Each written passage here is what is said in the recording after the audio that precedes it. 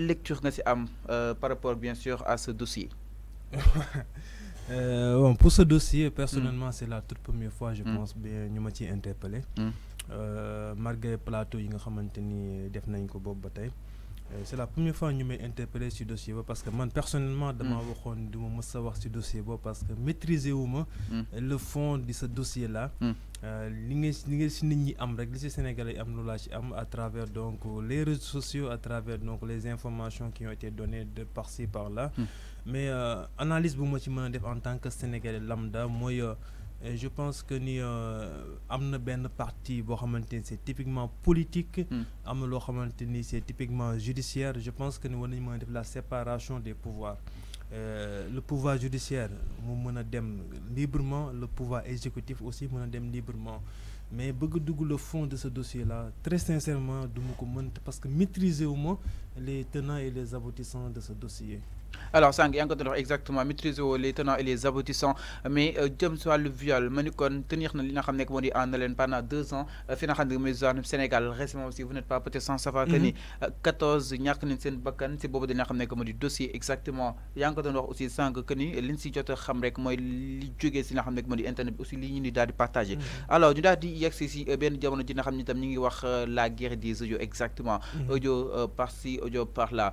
ma ni kon aussi loolu ban lecture nga si am en tant que peut-être sénégalais est-ce que dossier bu mel ni war na mën a tenir pendant 2 ans saa su nekk di am ay rebondissements allant dans ce sens. Bon boo xool dossier bi 2 ans yoo xamante ni d'affilée dossier bi dañoo tenir en haleine. Excusez-moi mu nekk loo xamante ni c'est regrettable. Parce que ñu bëree bëri ñàkk nañ seen bakkan 14 personnes nekkul lu ndaw a ndaw si loo xamante war nañ ko mën a régler entre danga maa jiiñ yaa def wala defoo yaakaaruma woon ni war nañ mën a egsi si niveau boo xamante ni 14 personnes nañ si ñàkk seen bakkan am ñu si perdre seen liggéey parce que n'oublions pas que ay casse jot nañ fee am sur le plan économique mu dem ba poser ñu ay problèmes yoo xamante sur le plan international parce que quand on parle d'économie stabilité la ñuy wax ba pare investisseurs yi bu ñu xoolee dëkk gis ni stabilité amu fa duñu sawar pour ñëw boo xoolee Sénégal la moo tax mu nekkoon le point d'attraction de tous les investisseurs stabilité sociale bi stabilité politique bi bu ñu demee na ba stabilité politique bi dem ba amatul ñu dem ci dans le cadrage instabilité politique su boobaa sur le plan des investissements day ralentir bu baax a baax a baax a baax maintenant la guerre des audios xam nga avant ñu ñëw ci audio yi sax yàlla subhanahu wa taala moo gën a sopp sutura tey jii nit sañatu la wax téléphone koy wax téléphone li ngay njëkk a def rek mooy est-ce que nekkul dañ may enregistrer booy waxtaan ak nit li nga njëkk a xalaat mooy est-ce que nekkul ni kii daf may enregistrer dañoo dem ba nga xamante ni léegi kenn wóolootul kenn te dëkk bu demee ba kenn wóolootul kenn pour mun a am une cohésion sociale lu jafe-jafe lay doon parce que mun ñoo xëy suba ba ngoon te dégguñu les audios ont fuité fan lay jógee di fuité mooy nit moo amoon yaakaar si nit wax ko benn mbir kooku jël ko enregistré ko teg ko au niveau de la grande place man ma jàpp ne Sénégal toll nañ foo xamante ni lii buñ ko daggul fi mu nar a yóbbu réew mi du baax parce que réew yu tàkk yu ci bëri détails yu ndaw ndawaay ñoo leen taal et je pense que jot na nag ñi nga xamante ni mooy les autorités de ce pays là ñu jéem ko parce que am na loo xamante ni aussi direction la bu nekk fii mooy direction de la protection des droits des données personnelles ñoom aussi je pense que war nañ ci am benn liggéey bu mucc ay buñ ci war a mën a def parce que aujourd'hui quoi qu'on puisse dire on utilise à outrance les images de certaines personnes sans pourtant demander seen avis génne ay audio nit sans demander seen avis enregistrer nit sans demander ko avis et je pense que yooyu yëpp am na ay réglementation yu réew mi teg et je pense que war nañ ko mën a appliquer ba Sénégal dellu Sénégal gu mu nekkoon nekk réewu teraanga nekk réewu aussi sutura. Alors donc de manière concrète yaa ngi dénoncer le pourquoi li nga xam ne ñu daal divulguer yooyu dina xam ne que moo di audio mais est-ce que jàppoon tamit en souci de preuve on est tenu à ce que ñu daal di koy def exactement. waaw xam nga bu ñu nekkee ci wàllu dossier boo xamante ne c'est pendant devant le juge ñoom am nañu ay services yoo xamante ni loolu mooy seen métier mooy dem defi enquête et je pense que données yooyu sax sont irrecevables devant le juge parce que ni nga ko amee nekkul ci yoon nga ko amee donc moo tax la plupart des cas gëwuma ni voie la boo xamante war nañ ko emprunter bu mbir amee nga am ci loo xamante ni xam nga ko ci yow war nga mën a porter volontaire ne man de bëggoon naa témoigner en faveur de telle personne et telle personne mais di enregistrer nit bokkut ak ci civilisation parce que nit koo xamante ni ba muy wax ak yow la ak moom ak borom bi subhanahu wa taala jàpp ma ni war nga ko mën a mettre au niveau de la grande place ba yii yëpp yi nga xamante ni mu ngi ciy am parce que tey Adji Sarr la Sonko la suba kan lay doon. Donc les MC Niass yaa ngi koy condamné justement le fait que mu enregistré ko aussi mu daal di koy divulgué dans l'espace public donc mën nañ jàpp ni donc dossier amul dara lu muy posé ci table doyen des juges. Bon condamné mu ma le fait que MC Niass dafa enregistré Adji Sarr non loin de là même mais damay wax de façon globale en fait de façon globale parce que muy MC Niass ku mu mënti doon laa wax ak ku mu mënti doon rek enregistrer nit pour man bokkul ci civilisation. Maintenant ndax c'est recevable au niveau du doyen des juges man je ne suis pas juriste peut-être les avocats ñoom ñi nga xamante ne seen xam-xam màcc na ci loolu peut-être ñoo ñu mën a wax est-ce que ça sera recevable ci côté juge bi waaw wala parce que yaakaar naa parce qu'elle a enregistré de manière illicite franchement. waaw donc comme c'est de manière illicite je pense que ni foofu aussi tout ce qui est illicite lañ fay indi. Est-ce que juge bi dina ko jël comme pièce en conviction waaw wala déet juge bi nag c'est à lui de juger. Sànq sa matin maa ngi gis ñu naan doyen des juges boucler na moom son rapport et joxe na ses conclusions li nekk ci biir conclusion bi nag peut-être nañ ko divulguer très récemment. Alors dañu ko daal divulguer très récemment mais lan nga ci xaar exactement ne serait-ce que pour la stabilité exactement du pays lan nga ci xaar ci boobu dina xam ne que moo di dossier quelle sera la décision finale bi nga xam ne wala ñu ko daal di mën a jël en tenant compte lépp li nga xam ne tam xewoon na fi nga xam ne mooy zone Sénégal exactement. damaa jàpp ni tollootuñu ci négociation su fekkee ni le président Sonko moo tooñ na justice def li mu war su fekkee ni nag président Sonko dañ kaa takkal ci neen aussi justice na def li ko war parce que père de famille la leader politique la idole la pour pas mal de jeunes yoo xamante ni am nañu yaakaar ci moom donc tout mal lu toll nii ba ci ay nit seen bakkan root mun ñoo xëy suba bàkkale dossier bi ne non lieu total la et puis amul beneen poursuite man damaa jàpp maanaam ñu naan si président Macky Sall teg concam àndoo si exactement non man ànduma ci li ma gëm man nañu dem jusqu'au fond de ce dossier là su fekkee ni nag dañ kaa tuumaal ci loo xamante tegul yoon ba ay bakkan root ci je pense que état war na mën a def li war ci ki tuumalaate su fekkee ni nag moom moo tooñ aussi état war na mën a def ci li nga xamante ni mooy yoon ci moom ci kaw président Sonko mais vu la situation nu mu demee nii vu les faits ni nga xamante moo demee ni ku nekk nag am nga sa xel mu xarañ boo xamante ni yaa ngi ciy def ay analyse di nga gis ni y a beaucoup d'incohérences ci li nga xamante ni ay attaques yoo xam def nañ ko jëmale ko ci président Ousmane Sonko parce que dañoo jàpp ni des incohérences de la part d'Adji Sarr. oui de la part d'Adji Sarr parce que nit bu la tooñee bu la accusé ki la accusé moo war a indi des preuves yoo xam ne ñoo la incriminer en disant que lii ak lii moo tax ma gëm ni yaa ma tooñ mais non seulement indi woo ko mais boo waxee tey lii suba ñu déggaat beneen version boo xamante ni wuute nag li nga waxoon ci version bële. De l'autre côté nga gis ni président Sonko il est resté constant depuis les 2 ans li mu waxoon démb moom la waxaat tey ba tey donc ma jàpp ni nag man en tant que sénégalais lambda li ma gëm mooy la fille ki nga xamante ni mooy Adji Sarr peut-être nekkul ci dëgg allahu axlam yàlla rek a xam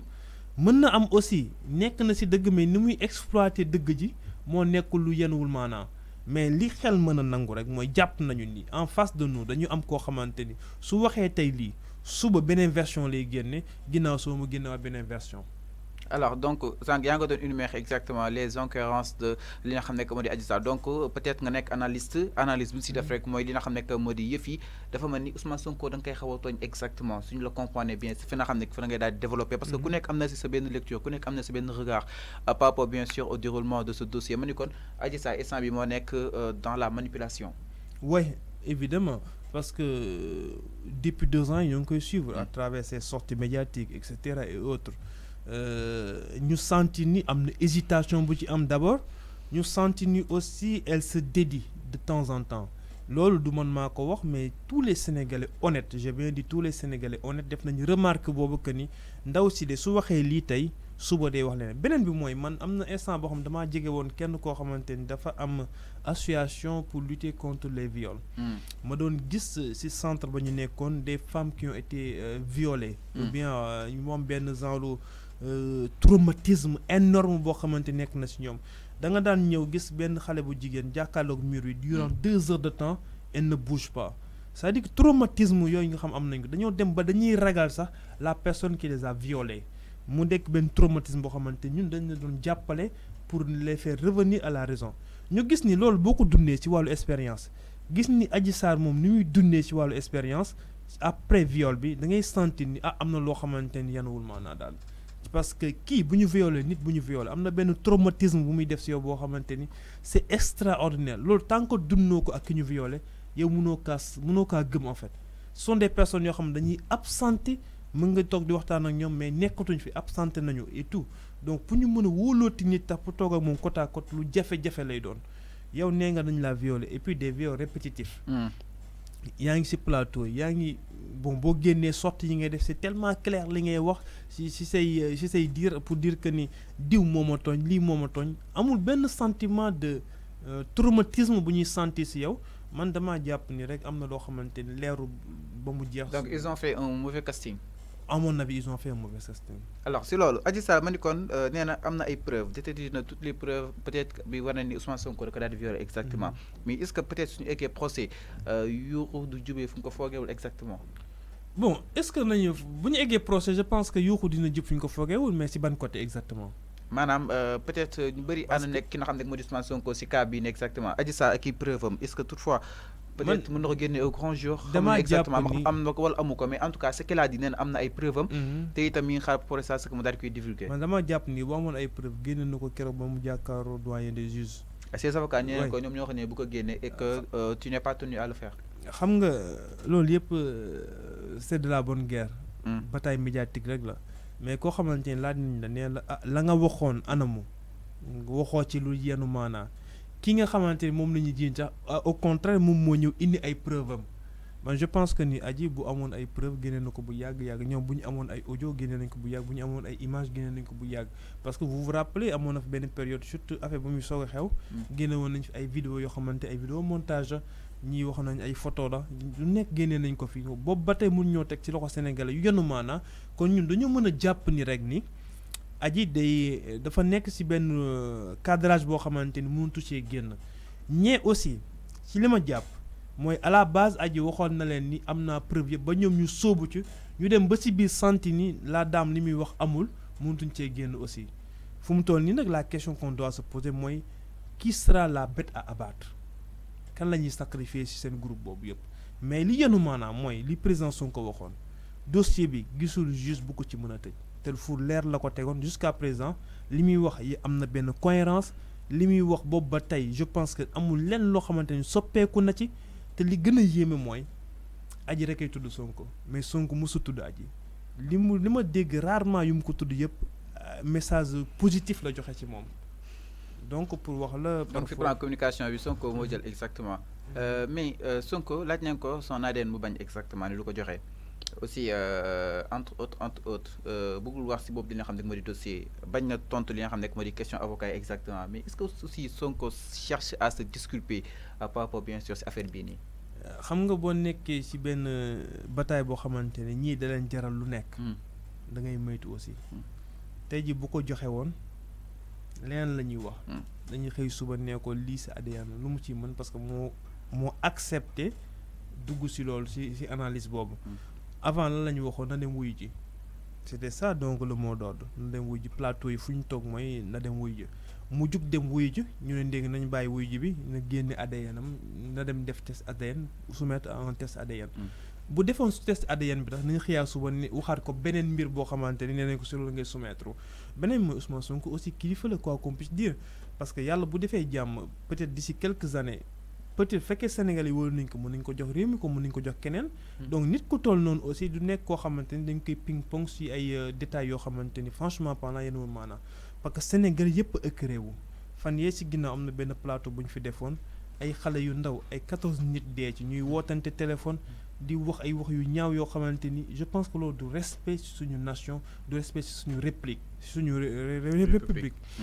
man li ma jàpp ba gëm mooy doyen des juges mooy ñi nga xamante ne dossier bi war nañu statuer le plus rapidement sur ce dossier su fekkee ni ajee tooñ nañ ko teg daan boo xamante ni dootu ko fàttali bi illaa yawma xiyaamati su fekkee ni le président Sonko aussi moo tooñ nañ ko teg daan boo xamante ni dootu ko fàttali bi illaa yawma xiyaamati. alors si loolu exactement sànq wax nga ko dans quelques mois Ousmane Sonko peut-être su yàlla defee wala na mën a nekk li nga xam ne moo di président pour ñu koy ping pong jekkul si li nga xam ne que moo di président exactement wala kon ku bëgg dem dooni président mais est-ce que tamit jekk na tamit ku war a départ këram dem li nga xam ne moo di suite boutique pour li nga xam ne moo di massage exactement Adji Sarr c'est que la expliqué nee na mosu koo jàng te xamu ko exactement Sonko ne day dem faju ji y a des li nga xam ne moo di maison thérapeutique spécialisée si boobu li nga xam ne moo di matière exactement le fait que Sonko génn këram dem fa nga xam ne mooy suite boutique ban analyse nga siy def exactement man li ma jàpp mooy li ko fa yóbbu moom moo ko xam les relations yu mu tissé ak les propriétaires de cette maison moom moo ko xam aussi li mu yëg si yaramam ba dem moom moo ko xam est-ce que il était dans les dispositions pour mën a dem feneen fudul kër googu loolu moom aussi moo ko xam parce que nee na yàgg na fa dem du benn yoon du fa dem donc je pense que ni comme yàgg na fa dem aussi yàgg na faa dem di sentir ni ab tan si moom am na droit comme tout Sénégalais dem parce que au-delà de Ousmane Sonko nit la comme ñëpp et je pense que c'est un père de famille c'est un quelqu'un boo xamante il est respecté partout dans le monde am na droit toog këram yëg ni yaramam neexul mu ne damay dem defi massage fan la koy defee nag amul fenn fu ko teg si bind ne bu amee yaram buy metti fii lañ ko war a defee wala fii lañ ko war a defee man je pense que ni war nañu mën a respecter au moins sa décision mu jugi këram dem fi nga xamante mooy salon de massage pour masser wu. mais elle n'est pas une personne ordinaire comme ñun ñii xam ni fu ñu neex a dem exactement franchement c'est-à-dire nee nañ ko état bi ñu topp say tànk exactement war na mën a nekk occasion à ce que daal di koy tëral li nga xam ne que moo di coup bi yenn personnalité wala comme yenn dayoo soo ko amee Sénégal exactement est-ce que lu bëri waratina la moomatoo sa bopp c'est-à-dire xam nga loolu aussi day nekk loo xamante ni c'est laissé à l'appréciation de tout un chacun man affaire bi muy soog am li ma njëkk a wax mooy le protocole war nañu mën a dimbali le président Ousmane Sonko gis nga nit dina toll foo xamante ni moomatul boppam même su ko bëggee tax le protocole doit refuser man je pense que ni foofu moom peut-être waa Pastef bu yi weesoo nañ ci gën a mën a waxtaan ñoom ñu jéem a xool maintenant nan la ñu mën a ñongalee seen protocole ba nga xamante Ousmane Sonko le président Ousmane Sonko buy demati fenn soit dina am ñu koy gunge wala nañ ko tànnal lii yi nga xamante na fa dem mais damaa jàpp ni rek boo amee rafet njort suy bëri nga xam la fa yóbbu maanaam def na si erreur daal foofu su peut-être man du ma ne def na erreur parce que damay jàpp ni rek kilifa gu toll noonu am ñaari soxna am ay doom bu jugee këram yenn heure yi bëgg a dem fenn faju moo ko fa yóbbu dama ci rafet njort loolu laa mën a jàpp man jàpp ni rafet njort gi mooy fajoo ko fa yóbbu woon beneen bi comme ni nga ko waxee sànq am na ñoo xam ne nañ ko état topp na say tànk pour